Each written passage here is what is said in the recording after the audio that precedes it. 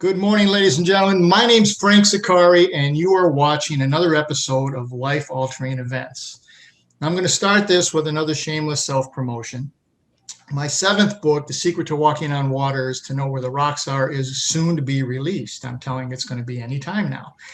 Now, this is a guide for every entrepreneur or anyone who runs an organization. Now, as you're going to see many times throughout this book, and as I learned over my 30 years in business, success is not working harder or smarter.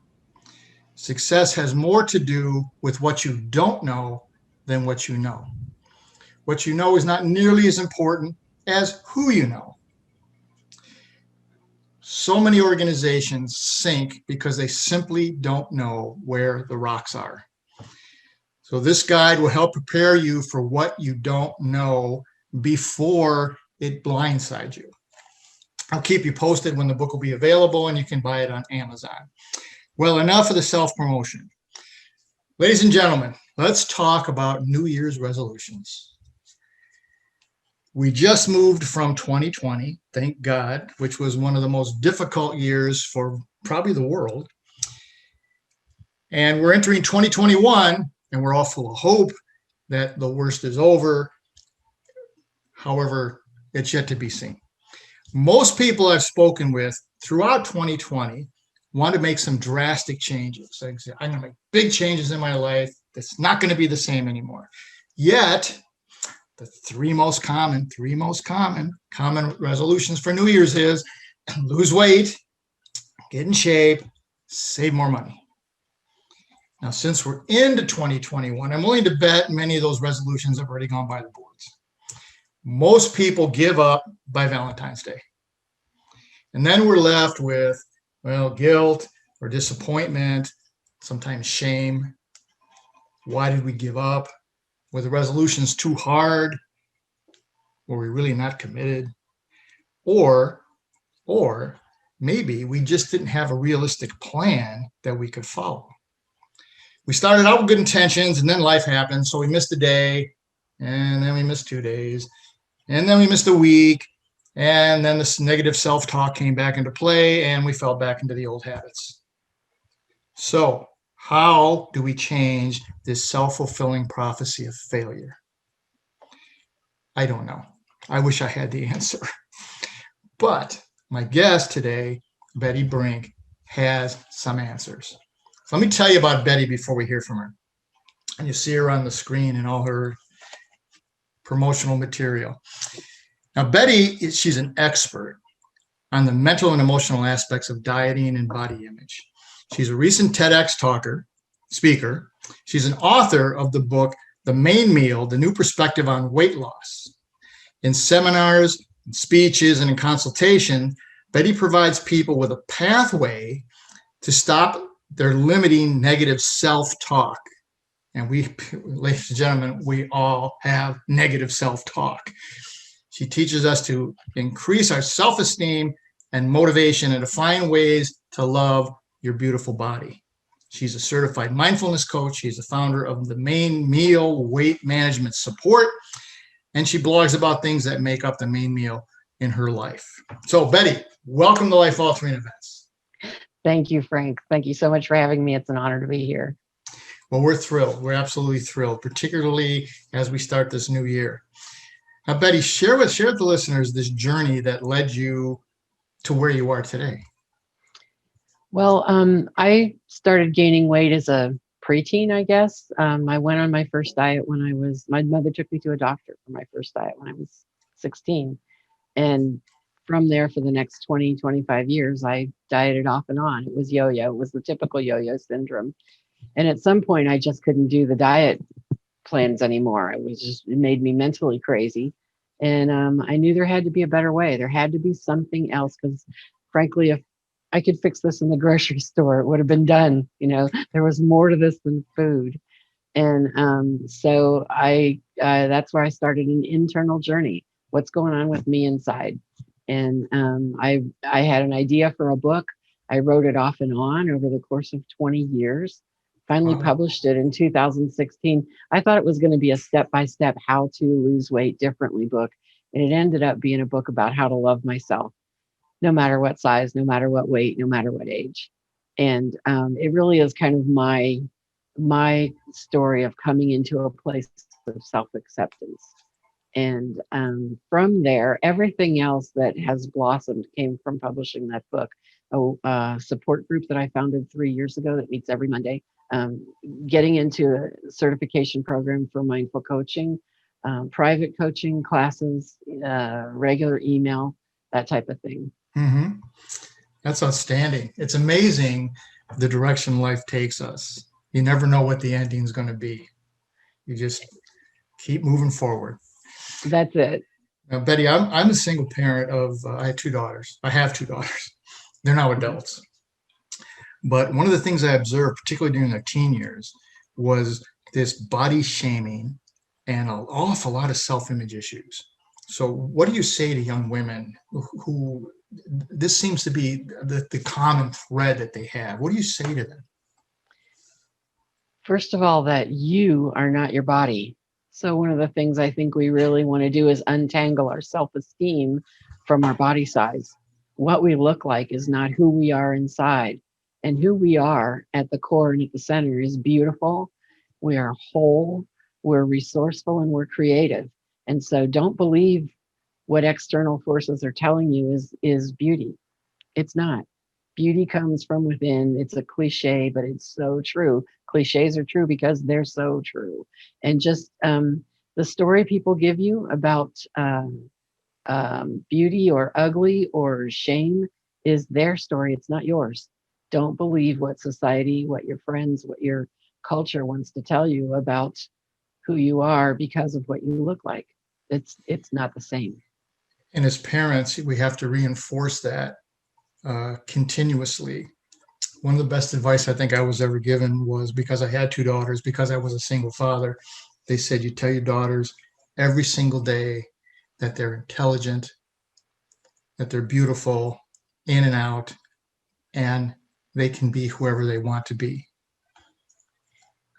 Yeah, it's that level of acceptance that we want to promote, and that was a big focus of my talk at the TEDx Tanea Paseo, is that we want to start with accepting people. We don't want to start with, oh, here's a fix. That implies that you're broken, or I think you're broken. We want to start off with, I'm so happy to see you. I love you exactly the way you are. I want to hear about what lights you up. I want to hear about your projects. I want to know what gets you excited. I want to know who you are. It doesn't matter to me what you look like. I want to know who you are, and what you look like is beautiful, by the way. You know, it's that acceptance that we want to give ourselves and we want to give to each other. I love that statement. That's tremendous. Now, Betty, every few weeks, it seems that there's this new improved diet, and it's announced. And so people who feel, well, the old diet's not working, so they jump to this latest fad. In your book, you mentioned something, you called it yo-yo dieting, that you mentioned earlier, but why is this dangerous? Well, there are physiological reasons why it's dangerous, because it triggers your body to um, uh, hoard and store calories, because we do things on some of these fad diets. It feels like the body feels like it's starving. But more importantly than the physiological reasons, I think, that are dangerous is that it sets up in our minds that there is something outside of us that will fix what we perceive as a problem. And my premise is that we have everything inside of us we need to resolve any issue that we have. And that if we don't bring our emotions and our self-esteem and our self-talk along with us on a physical diet plan, we're only doing half the work. One of the things I like to say is that in dieting, they say that in order for a diet to work and to last, you have to make a lifestyle change. And I believe that's true, but the lifestyle change has to start in the head and the heart, because otherwise we're putting the cart before the horse. If we don't change what's going on in our head, our negative self-talk, turn it around to positive. If we don't change our own feelings about ourselves, then we're going to go through this physical diet plan and get down to a weight like I did and be terrified of every bite of food that goes in our mouth. We're going to live in fear. We're not going to believe we belong in that body. it's a self-fulfilling sabotage, because we didn't bring ourselves along on the journey. Love that answer. I've never heard it quite put that way before, but that's a great answer, ladies and gentlemen. So Betty, I read in your book, you were watching Oprah, and then you had this aha moment. It was like, here it is. What did you discover watching Oprah? She said that she truly believed that those of us who struggle with weight have something broken inside. And until we fix what's broken inside, we'll never successfully lose weight and keep it off. I'm paraphrasing, but that's what I heard on the Oprah show. And that was my wake up call. That's what kind of generated all of these things. And I started on an intense internal journey. That's when I learned to meditate. That's when meditating brought about more aha moments, and it turned into a cascade of books and seminars and lectures on tape and deeper conversations. And it really was that's kind of the book describes that journey of some of the things that I learned along the way that helped me recognize my value and my self-worth. I read in a book by Gina Mazza, she talks about change. It doesn't occur unless it's important, number one. And number two, it's attainable, meaning you have a path or you have a plan. And that's what you've put together, correct? Correct. And one of the premises I have with forming new habits is that they have to be fun. They have to feel good. Joy is like the other byword to everything that I do in the main meal weight management support, is that we tap into joy, because if we don't feel good about what we're doing, we're not going to do it. We don't learn and grow when we're being berated and demeaned and diminished, and especially if that berating and demeaning and diminishing is coming from inside our own heads. It doesn't work. There has to be a loving, encouraging, accepting environment in order for us to form a new habit. And the habit has to feel good, or we won't keep doing it. Right.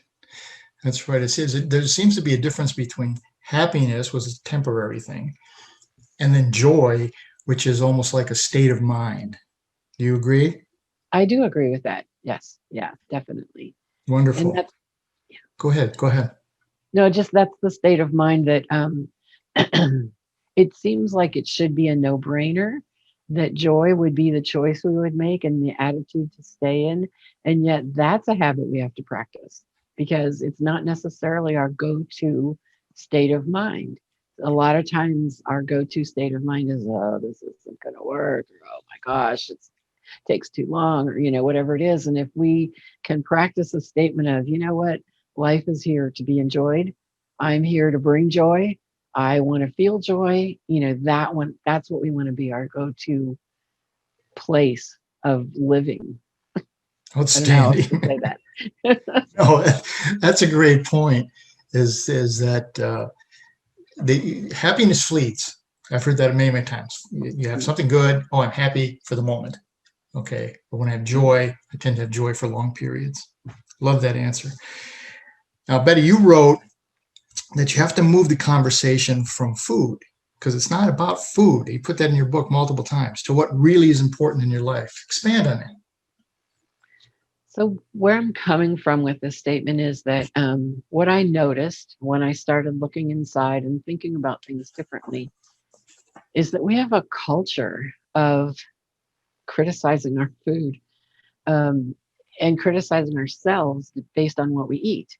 So you go to lunch with a group of friends and it's like, oh, I should be good and have a salad, but I'm going to be bad and have this. Or, oh, that's really good for me. I'm going to have that, and I'll be such a good person if I have that. We think about food that way in our own heads. We talk about it that way when we're with other people.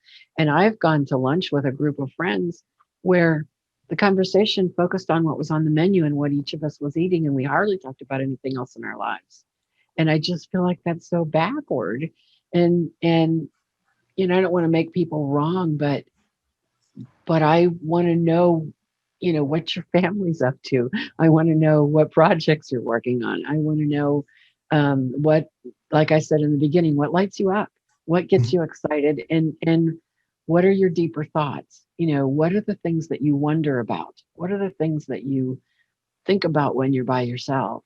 Those are the conversations that I want to have rather than what's on my plate. And my mantra is there's no good food or bad food anyway. It's a choice. It's all a Exactly. choice. The choices aren't good or bad. The choices, we grow. We have consequences. We choose the same or we choose differently. But that's just a choice. That's not my main topic of conversation. I don't want it to be.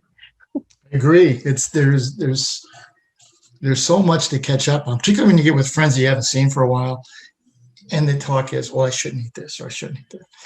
Now, Betty, I think we all know somebody that measures everything that they eat. They get out their book, they get out their scale, even in restaurants. Sometimes I see this, and they stress out about what they're going to eat, or if something that they want is not on the list, or they ask, is this prepared this way or that way? And they drive everybody crazy, and they drive themselves crazy. So what advice do you say to these people?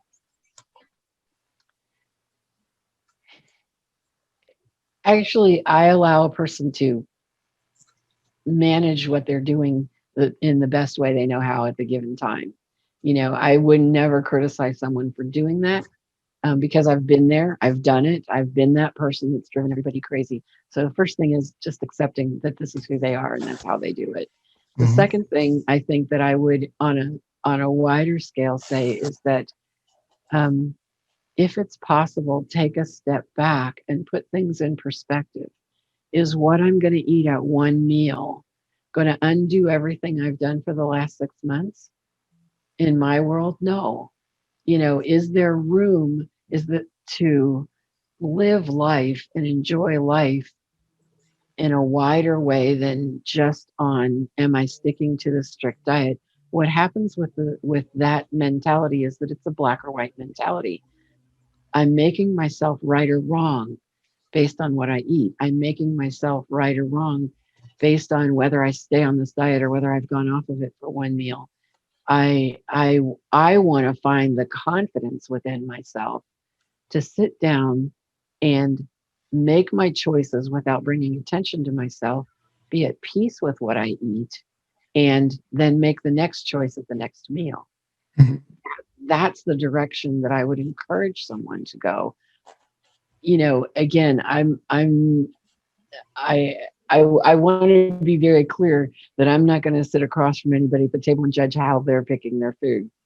Not going to happen in my world. It happens. We do it. We make judgments all the time.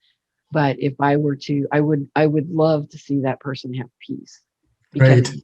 that's what I've found is peace in what I'm eating, in the choices that I make, and joy in the fact that I can make a choice outside of the rigid strictures of a plan and not feel like I've gone all the way off the plan. It's not black or white. Right. It's not. Yeah. Yes. And you remove the guilt. I remember my daughters growing up would say, well, there's a cheat day in the diet, Dad. And I'd say, sweetie, eat whatever you want to eat moderately, Mm-hmm. everything in proportion. And let's go from there. Yeah. I love it. All right. The statement in your book, I'm going to paraphrase this here. Don't let circumstances dictate your life. You've been touching on that the whole time here. So when you're coaching someone and they come in and they have baggage, and everybody has baggage, how do you start the moving forward process with this maybe lifetime of guilt or self-doubt or negative talk? What's the first conversation like?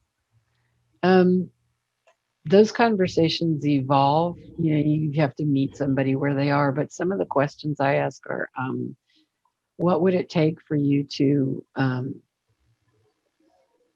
write down or think about 5 different ways you could respond to this situation? Okay. I'm about opening up our list of choices. We have reactions and responses to things that we have done all our lives, and this is what we feel like is the only way to respond, because it's the only way we've ever done. There's a quote from, I think it's Viktor Frankl, that you want to open up the gap between stimulus and response, because in that gap is where our power is. And so I coach people when they're triggered to take a breath, think about it, and think of 3 different things you could do other than what you normally do.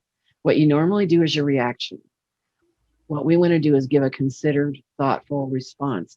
So here's the stimulus. I want to step back, just even that, that little breath, and what's another way I could respond? What would be more authentic to who I am that I could say, do, feel, be, or think in this situation? And that's really where the coaching goes, is asking people to become conscious of their responses to their triggers. Mhm. I work with a lot of veterans, and so I see a lot of PTSD, and it's the same type of thing, right? Here's the trigger. Here's my reaction. Mm-hmm. Now let's stop.